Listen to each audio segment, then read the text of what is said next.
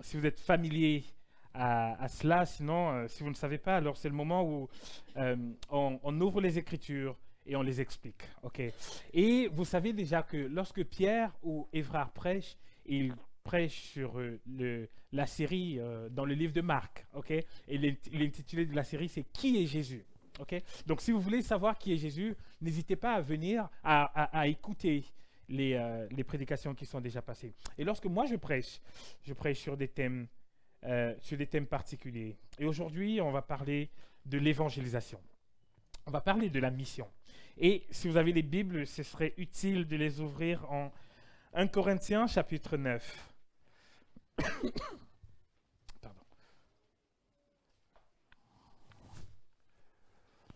1 Corinthiens chapitre 9, des versets 16 à 23. Et je lis. Si j'annonce l'évangile, ce n'est pas pour moi un sujet de gloire, car la nécessité m'en est imposée. Et malheur à moi si je n'annonce pas l'évangile. Si je le fais de bon cœur, j'en ai la récompense. Mais si je le fais malgré moi, c'est une charge qui m'est confiée. Quelle est donc ma récompense? C'est d'offrir gratuitement l'évangile que j'annonce, sans user de mon droit de prédicateur de l'évangile. Car bien que je sois libre à l'égard de tous, je me suis rendu le serviteur de tous, afin de gagner le plus grand nombre. Avec les Juifs, j'ai été comme Juif, afin de gagner les Juifs. Avec ceux qui sont sous la loi, comme sous la loi, quoique je ne sois pas moi-même sous la loi, afin de gagner ceux qui sont sous la loi. Avec ceux qui sont sans la loi, comme sans loi, quoique je ne sois point sans la loi de Dieu, étant sous la loi de Christ, afin de gagner ceux qui sont sans la loi, sans loi. J'ai été faible avec les faibles, afin de gagner les faibles. Je me suis fait tout à tous, afin d'en sauver de toute manière quelques-uns. Je fais tout à cause de l'Évangile, afin d'y avoir part. C'est la parole de Dieu, chers amis. C'est un texte magnifique, ok? Donc, c'est le genre de texte que quand on lit, en partant d'ici, on sait exactement ce qu'on doit faire. Okay? Et donc, je m'attends à ce que ce soit, et vous verrez tout à l'heure, c'est très pratique. Okay? On le lit et on sait exactement ce qu'on doit faire. Alors, ce qu'il faut savoir, c'est que c'est une situation de crise dans l'église de Corinthe qui inspire le texte de ce matin. L'autorité et le ministère de l'apôtre Paul sont critiqués et attaqués. Les gens estiment qu'il n'est pas un bon apôtre parce que, alors peut-être parce que il n'est pas très éloquent, qui sait, mais il semble quand même que les gens l'attaquaient parce qu'il n'avait pas été, vous savez, il n'avait pas été parmi les 12. On l'a vu dimanche dernier, on a vu les noms des apôtres qui ont été appelés. Et donc Paul ne faisait pas partie. Il a été appelé un petit peu plus tard. Okay? Et donc ça faisait que les gens le regardaient avec un peu de mépris. Et donc là ici, l'apôtre Paul, vous voyez le texte qu'on a lu, il y a beaucoup de jeux. Il y a beaucoup de jets. Il parle beaucoup de lui. Non pas pour se mettre en avant, mais parce qu'il doit se défendre. Il doit expliquer quel était ce qu'il a fait et en quoi il n'est en rien inférieur aux autres apôtres. Au début du chapitre, l'apôtre Paul parle de sa vocation. Et là ici, il va nous dire un peu plus dans les détails ce qui a motivé sa vocation. Pour commencer, chers amis, une petite question pour vous. Quelle est l'activité centrale de votre vie? Je veux dire, si on enlève dans la vie de chacun, si on enlève les choses incompressibles, les choses qu'on est obligé de faire, manger, dormir, etc., si on enlève ça, il reste quoi? Ok? Intéressant, parce qu'il y a cet homme-ci, Mark Twain, un bon écrivain du XVIIIe siècle. Ah, je vois que Janine dit, je pense que pour Janine, c'est même pas un bon, c'est un très bon écrivain. Il n'est pas chrétien, mais pour autant, ce qu'il dit est pertinent. Il dit que les 2 jours les plus importants dans la vie d'une personne, c'est premièrement le jour où la personne naît, et deuxièmement, le jour où la personne comprend pourquoi il est né. Ok? Quelle est l'activité centrale de la vie? Parce qu'en fait, pourquoi est-ce qu'on a besoin de savoir pourquoi on est né? Parce que c'est quelque chose si on veut réussir notre vie, on doit savoir pourquoi on est là. Savoir quelle doit être l'activité centrale de notre vie. Je veux dire que si voilà, si l'activité centrale de votre vie, c'est de distribuer des bonbons partout, il faudrait se demander, est-ce que, en faisant cela, est-ce que je suis en train de réussir ma vie? Vous voyez ce que je veux dire? Ok. L'apôtre Paul doit se défendre ici. Et ce qu'il fait, c'est que, premièrement, il va dire quelle a été l'activité centrale de sa vie. Il égrène plein de choses. Il dit, j'ai fait ci, j'ai fait ça, j'ai fait ça. Et donc, il dit un petit peu ce qui a rempli sa vie. Mais en réalité, il se trouve que pendant qu'il dit ce qui a rempli sa vie, il semble parler de quelque chose d'un peu plus grand. Okay? Il semble parler de quelque chose qui est beaucoup plus grand que le projet de sa vie. Le projet de Dieu. Et dans le texte qu'on a regardé tout à l'heure, il y a deux mots qui reviennent très fortement. Il y a le mot « tous ». Je ne sais pas si vous avez remarqué. Tous, à chaque fois. Je me suis fait tout à tous. J'ai été ceci avec cela, etc. Et il y a le mot « évangile ». Comme si, quelque part, il y a un grand projet, plus grand que sa propre vie. Celui d'apporter l'évangile à tous. Okay. Et en réalité, c'est le grand projet de Dieu. C'est le plus grand projet que Dieu a pour le monde. Je veux dire que si vous vous posez la question à un moment donné, à quoi rime ce monde, à quoi sert ce monde, alors sachez que ce que la Bible dit, c'est que le projet de Dieu pour le monde, c'est de faire des disciples sur toute la surface de la terre pour Jésus-Christ. Okay. C'est-à-dire que ce que Dieu veut, c'est que tout ce qui respire, à un moment donné, s'incline devant Dieu et dit à la gloire de Jésus et chante à la gloire de Jésus. Ok. Regardez avec moi le verset 19. Car bien que je sois libre à l'égard de tous, vous voyez, il parle de tous. Je me suis rendu serviteur de tous. Entre les versets 20 à 22, Paul va balayer toutes les catégories de personnes qu'on connaissait. Il parle des Juifs, il parle de ceux qui sont sous la loi, il parle de ceux qui ne sont pas sous la loi, il parle des faibles, etc. Voilà, pour dire qu'il y a ce projet-là qui est beaucoup plus grand, universel. OK. L'activité centrale de la vie, c'est d'annoncer l'évangile. Je veux dire que si...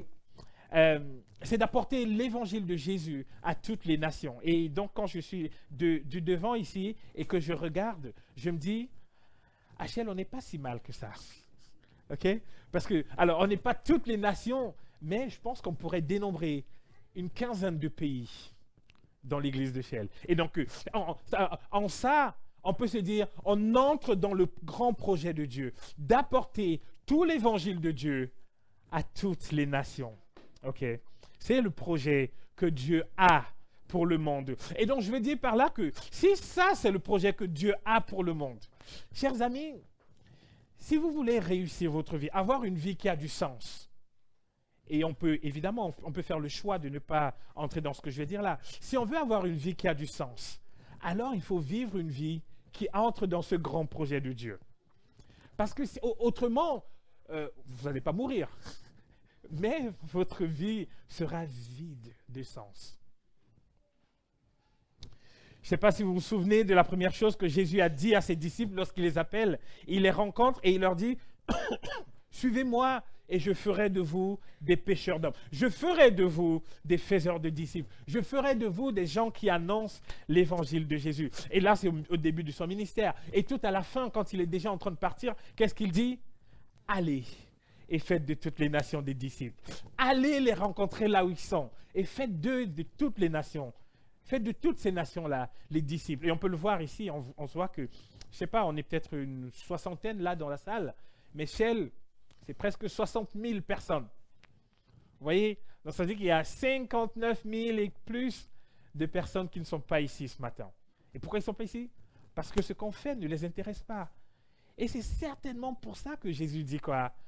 Allez faire de toutes les nations les disciples. Jésus dit à chacun quel doit être le projet pour sa vie. Et d'ailleurs, on peut remarquer d'ailleurs dans ce texte-ci, pour l'apôtre Paul, quand il doit se défendre, en réalité, est-ce qu'il dit ici que je suis un bon chrétien, un bon apôtre parce que j'ai donné de l'argent aux pauvres? Non. Est-ce qu'il dit que c'est parce que j'ai lu ma Bible tous les jours? Non. Et est-ce que ce sont des bonnes choses à faire? Absolument. Mais ce qu'il met en avant ici, c'est quoi? Il dit, je suis un serviteur de Jésus parce que j'ai inscrit toute ma vie dans le projet de Jésus. Vous voyez?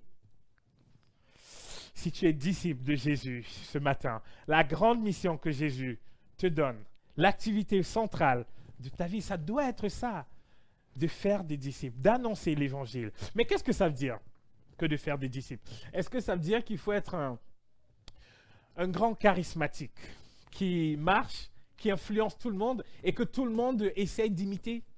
Absolument pas, et heureusement d'ailleurs. Faire des disciples, annoncer l'évangile de Jésus, c'est, comme on l'a prié dans toutes les prières que j'ai entendues tout à l'heure, c'est comprendre l'urgence d'apporter l'évangile de Jésus aux gens. Alors dimanche dernier, on discutait avec Janine de ce qui s'est passé en Turquie.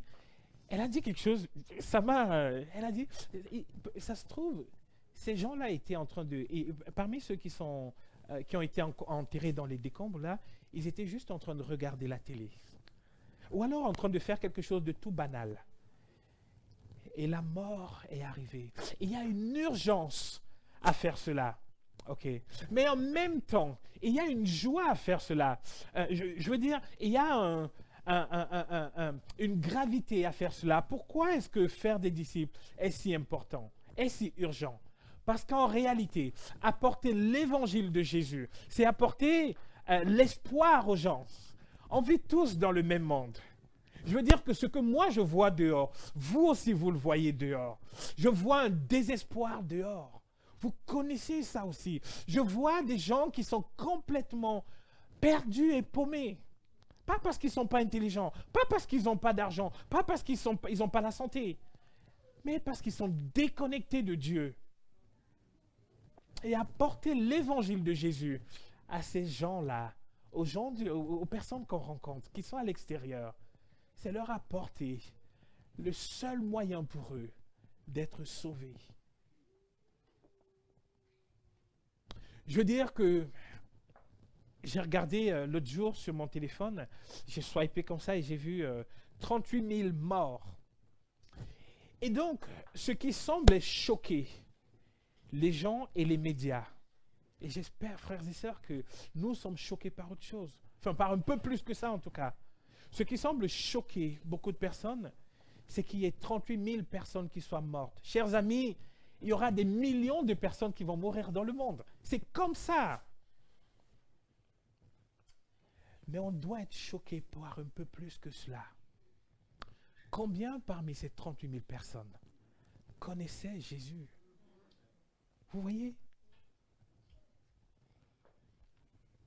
C'est ça, en fait, l'idée de s'inscrire dans le projet de Dieu. Annoncer cette bonne nouvelle, cet espoir à toutes les personnes, afin de les réconcilier au Père créateur, au Fils sauveur et à l'Esprit qui console en Jésus. Mais en fait, ça ressemble à quoi? Ok, ça ressemble à quoi?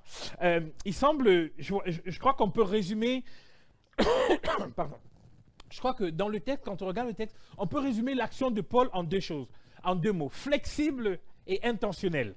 Ok?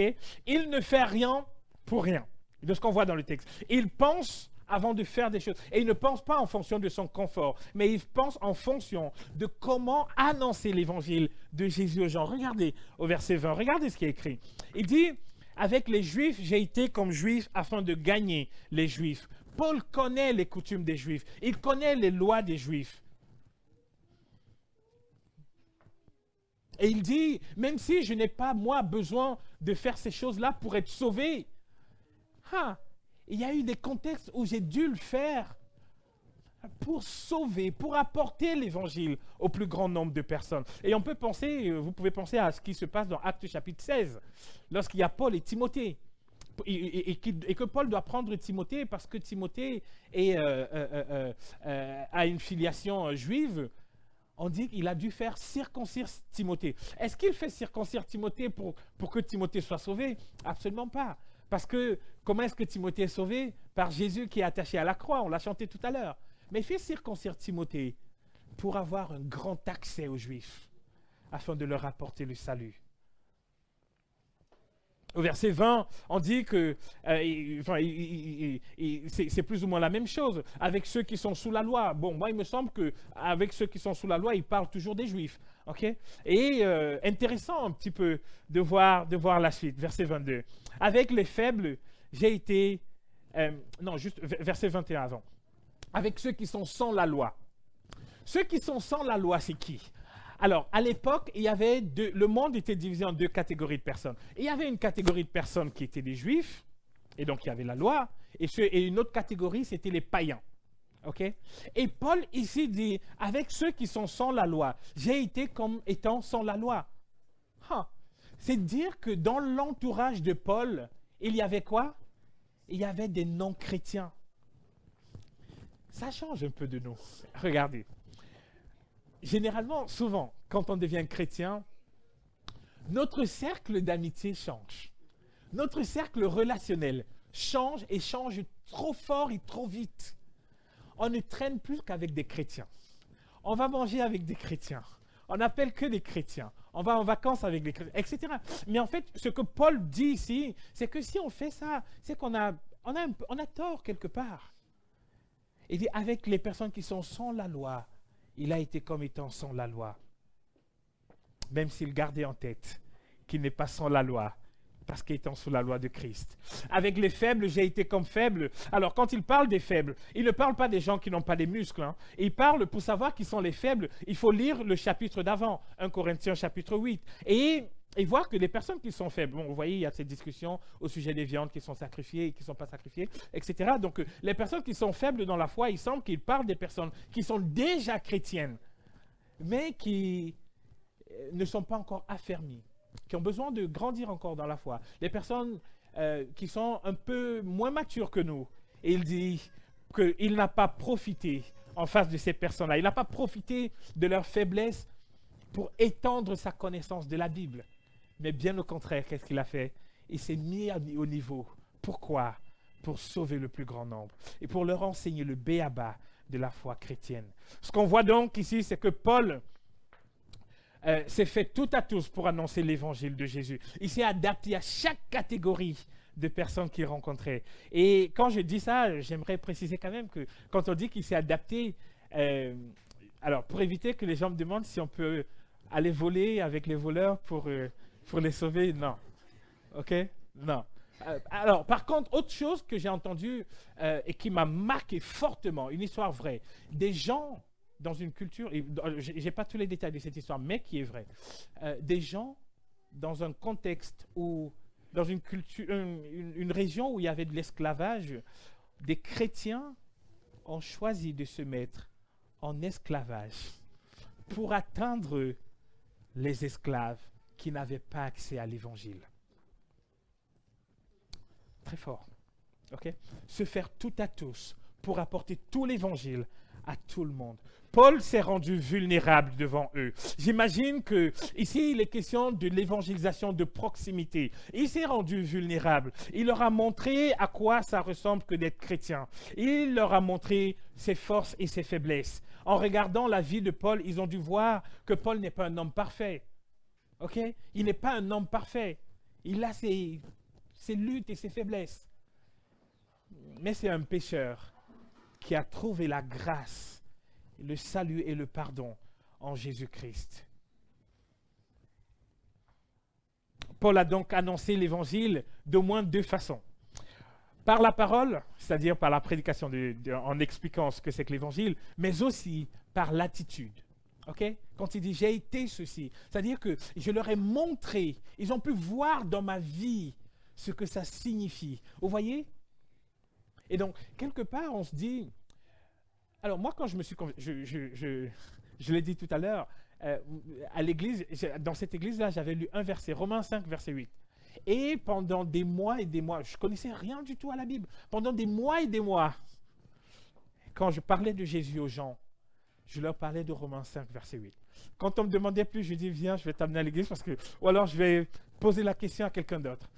Mais quelque part, ce que Paul dit ici, c'est que même dans notre attitude, nous sommes déjà une lettre de Dieu écrite que les gens peuvent lire et entrer en contact avec l'évangile de Jésus. Imaginez, chers amis, que je vienne dans votre travail et que je crie à haute voix. Alors, on va prendre Olivier. Imaginez que je vienne dans le travail d'Olivier et que je crie à haute voix. Olivier est chrétien. Il vient même à l'église. Alors, comment vont réagir les collègues d'Olivier? Ah, ils le savent. Bon, ben, et ben, c'est très bien. OK? Et alors, parce que pour d'autres personnes, est-ce que les collègues vont se dire, ah bon? Il est chrétien? Bizarre. Ou alors, est-ce qu'ils vont se dire, ah, je me disais bien qu'il y avait quelque chose. Je me disais bien parce qu'il n'est pas comme les autres. Je me disais bien parce qu'il est humble, parce qu'il est au service des gens, parce qu'il n'écrase pas les gens pour s'élever. Parce que dans son caractère, il est transformé par l'évangile de Jésus. Comment est-ce que vous réagissez à tout ceci, chers amis? Peut-être que vous vous dites, génial, je suis passionné. Là maintenant, je sais exactement ce que je dois faire. Comment est-ce que je vais aller annoncer l'évangile? Ou alors vous vous dites, moi j'ai peur. Ou alors, ouais, ma vie est déjà tellement difficile comme ça que je ne vois pas comment je pourrais, en plus de cela, aller annoncer l'évangile de Jésus aux gens. Ou alors on pourrait se dire, bah, ouais, les autres gens, ils ont leur culture, peut-être qu'ils ont même déjà leur foi. Donc bon, pourquoi est-ce que je devrais me casser les pieds à aller leur annoncer l'évangile?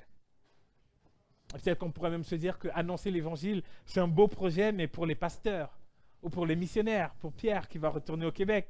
On va dire, ok, c'est bien, toi tu peux aller annoncer l'évangile, mais moi, je ne me sens pas vraiment concerné. En réalité, chers amis, au verset 19, il y a un petit secret que l'apôtre Paul nous livre ici. Il dit, car bien que je sois libre à l'égard de tous, je me suis rendu le serviteur de tous, afin de gagner le plus grand nombre. J'ai même envie de vous dire que Paul n'invente rien ici, en fait. OK? Il fait juste exactement ce que Jésus a fait. Jésus, qui ne nous devait rien, libre à l'égard de nous tous. Et il s'est incarné. Il a pris une forme humaine pour nous apporter la bonne nouvelle. Paul a trouvé en Jésus quelque chose qui a plus de valeur que son honneur, que sa fierté, que son repos, que sa tranquillité. Il voudrait non seulement il voudrait apporter l'évangile de Jésus à tout le monde, sans qu'il y ait d'obstacle. Il a trouvé en l'évangile quelque chose de plus grand. Quelque chose... parce que là, il y a un petit problème, parce que les gens lui reprochaient de n'avoir pas pris le salaire qu'il devait. Et donc l'apôtre Paul dit, mais en fait, j'ai trouvé, quelle est donc ma récompense? Il a dit, c'est d'apporter l'évangile de Jésus. Quelle joie, chers amis! Alors, je raconte une petite histoire. L'autre jour, je regardais une vidéo sur Internet et il y avait un groupe de personnes, 6 jours même après le séisme, ils avaient sorti un enfant de 3 ans qui était vivant. La joie de ces hommes était difficile à exprimer. Ils étaient tellement heureux, ils chantaient à tue-tête. Et quand j'ai regardé ça, je me suis dit, nous aussi, nous sommes des sauveteurs. Et quelle grande joie il y aurait dans nos cœurs lorsqu'on apporte l'évangile de Jésus à quelqu'un. Avez-vous déjà vu les yeux de quelqu'un qui brille et qui pétille parce que cette personne commence à comprendre sa misère, son péché et la gloire et la grâce qu'il y a en Dieu? Et il y a une joie qui est indescriptible. Qu'est-ce que ça veut dire pratiquement? Je veux dire en considérant d'être libre et d'être serviteur. Qu'est-ce que ça veut dire? Bien sûr qu'il y a des gens qui seront appelés à aller loin pour annoncer l'évangile. Pierre est venu du Québec avec Janine. Ils sont venus du Québec, des milliers de kilomètres, et maintenant ils vont faire le chemin inverse, retourner au Québec après 25 ans, 30 ans. Après 30 ans passés en Europe, ils vont faire le chemin inverse, parcourir des milliers de kilomètres encore pour aller apporter l'évangile. Donc, évidemment, il y a des personnes que Dieu appelle pour ça. Et donc, si vous ne connaissez pas Pierre, essayez de discuter avec lui, vous verrez très vite que, oui, Dieu l'appelle pour ça. OK? Mais en réalité, si on comprend ce qui est dit ici, faire des disciples en annonçant l'évangile, On pourrait comprendre que, en fait, ce n'est pas juste pour des personnes qui ont un ministère particulier. Dans la Bible, il y a des personnes qui sont des missionnaires, des pasteurs, des évangélistes, etc. Mais en fait, ce qui est dit dans ce texte-ci s'adresse à nous tous, à chacun de nous. Et maintenant, parce que quand je dis ça, j'imagine que si on pense chacun à sa vie et on se demande, c'est quand la dernière fois que j'ai expliqué l'évangile de Jésus, le salut à quelqu'un, on pourrait culpabiliser et se dire, aïe. Mais en fait, chers amis, la bonne nouvelle que je trouve en plus dans ce texte-ci, c'est que si on comprend ce que l'apôtre Paul dit ici, alors on va voir que annoncer l'évangile, ce n'est pas une activité particulière de la vie. Ok? Souvent, comment on voit notre vie? Pardon. Souvent, on voit notre vie comme, vous voyez les jongleurs qui jonglent comme ça, et parce qu'on a tous des vies bien occupées. On voit notre vie comme des jongleurs. Alors, je dois jongler, et donc je vous parle là de la mienne, et chacun peut imaginer la sienne. Je dois jongler avec mes études, jongler avec mon travail, jongler avec ma femme, ma relation de couple, jongler avec mes enfants, jongler avec les finances, jongler avec les amitiés, jongler avec ce que j'aime faire, jongler avec... Il y a tellement de choses à faire dans la vie. Et à côté de ça, il y a aussi quand même, parce que je me dis, je suis chrétien, donc je devrais annoncer l'évangile. Je devrais parler de Jésus aux gens. Et donc, j'ai aussi cette balle-là. Et quand on jongle, généralement, il y a une balle qui tombe en premier. Souvent, annoncer l'évangile. Elle tombe souvent très vite. Et on l'oublie un petit peu. Et il faut qu'on entende un message le dimanche matin pour se dire, ah tiens, oui, c'est vrai, il faut que je m'y remette. Ou alors, il faudrait qu'on entende quelqu'un qui parle, il peut se dire, tiens, il faut que je m'y remette. Vous voyez? Mais en fait, Paul parle ici. Il parle de la vie plus comme étant, non pas un jongleur, mais il parle de la vie comme étant une roue. Vous voyez les roues de la voiture? Au centre de la roue, il imagine cette activité centrale de notre vie. Annoncer l'évangile de Jésus. Parce que c'est le grand projet que Dieu a pour l'humanité. Donc, il voit au centre de cela, annoncer l'évangile. Et à côté, sur les jantes, c'est quoi? Ce sont les gens.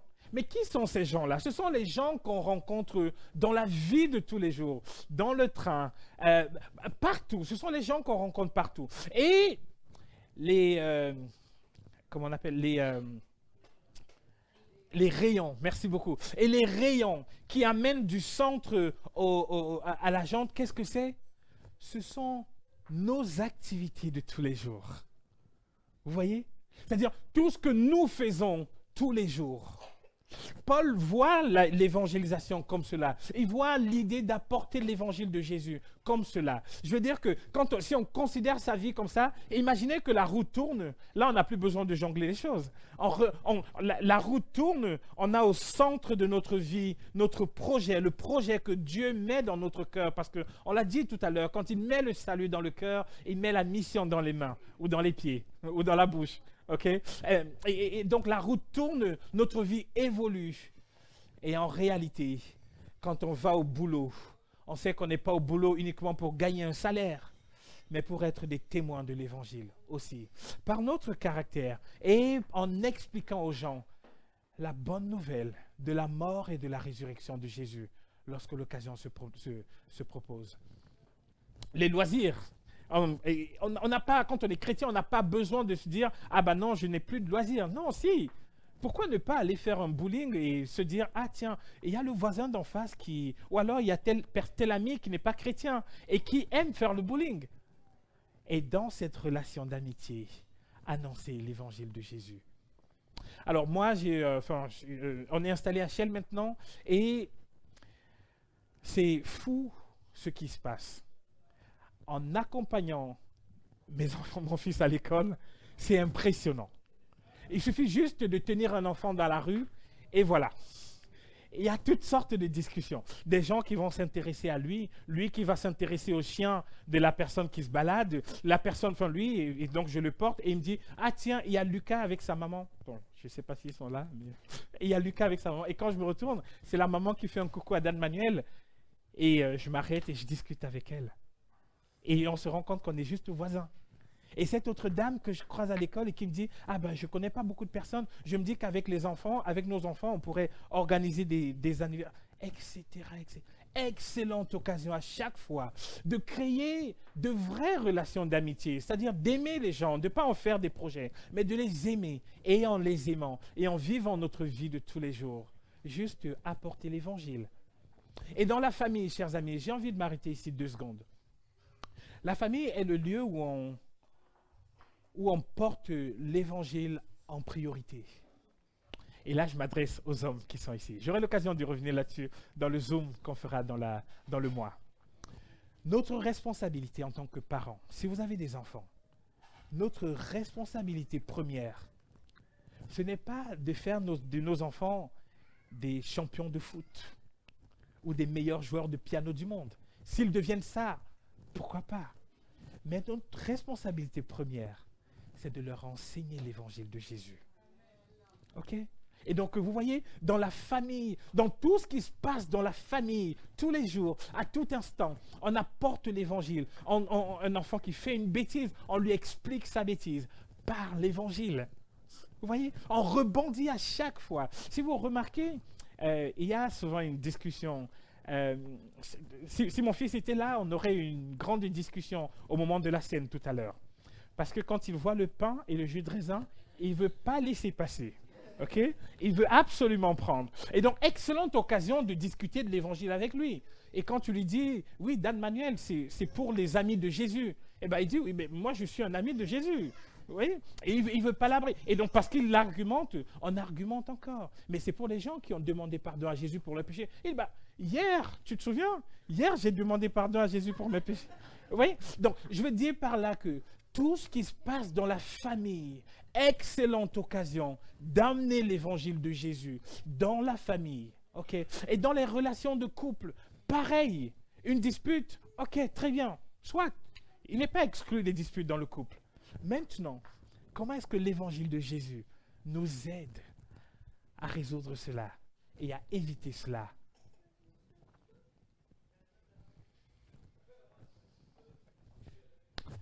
Maintenant, chers amis, voici exactement le modèle de vie qui nous est proposé. L'évangile qui nous rend libres et qui nous rend serviteurs de tous. Une vie intentionnelle, marquée par le sacrifice. Je veux dire que quand on aime la vie et qu'on s'inquiète pour les autres, quand on aime la mission que Dieu nous confie.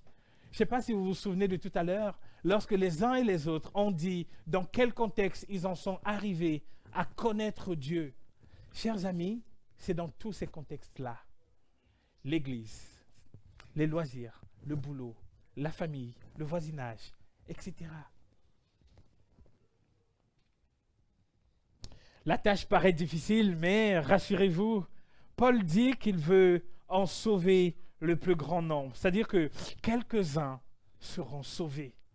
C'est-à-dire, même si on ne voit pas les résultats dans ce qu'on fait, il y en aura qui seront sauvés. On ne travaille pas en vain. Notre travail portera du fruit. Pourquoi? Parce que Dieu lui-même est déjà au travail. C'est Dieu qui bâtit son église. Il a dit à Pierre, je bâtirai mon église.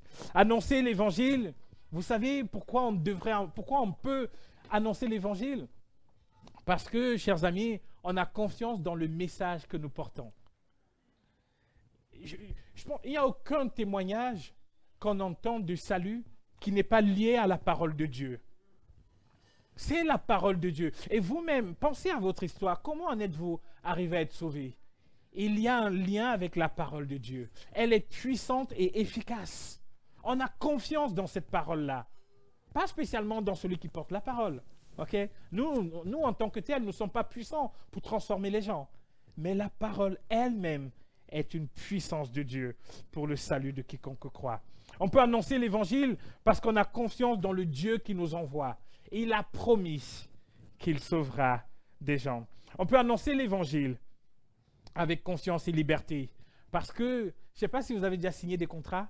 Souvent, tout en dessous, il y a des petits caractères là qu'on n'arrive pas à lire. Et donc, je regarde Benita qui est banquière et Grace des gens qui parlent souvent contrat. Et il y a ces choses-là qu'on n'arrive pas à lire. Et donc, finalement, on dit, OK, bon, allez, je signe, mais bon, je ne sais même pas exactement ce que je signe. Mais en fait, en tant que chrétien, on n'a pas d'obligation de résultat. Ce à quoi Dieu nous appelle, c'est juste d'être des porteurs de l'évangile. Des personnes qui disent l'évangile. Lui-même garantit le résultat.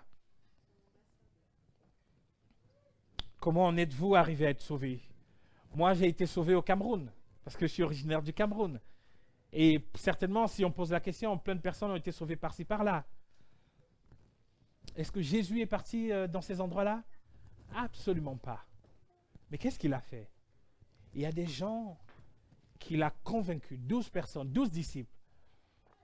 Il les a convaincus de péché et de la grâce qu'il apportait, de sa mort et de sa résurrection. Et parce qu'ils ont été convaincus de cela, rien n'avait plus d'importance pour eux que de partir dans le monde et de porter l'évangile de Jésus. Et l'histoire dit que 300 ans plus tard, l'Empire romain qui avait crucifié le Christ pliait le genou devant le Christ et devenait chrétien. Est-ce que c'est par la force de ces 12 hommes? Absolument pas. Par la force de celui qui les envoie. Faire des disciples, annoncer l'évangile, parce que nous avons cette confiance que un jour, la terre sera remplie de la connaissance de la gloire de l'Éternel, comme le fond des mers par les eaux qui la recouvrent. C'est la parole de Dieu, chers amis. Maintenant, on va prendre la scène, et si Willina veut bien venir.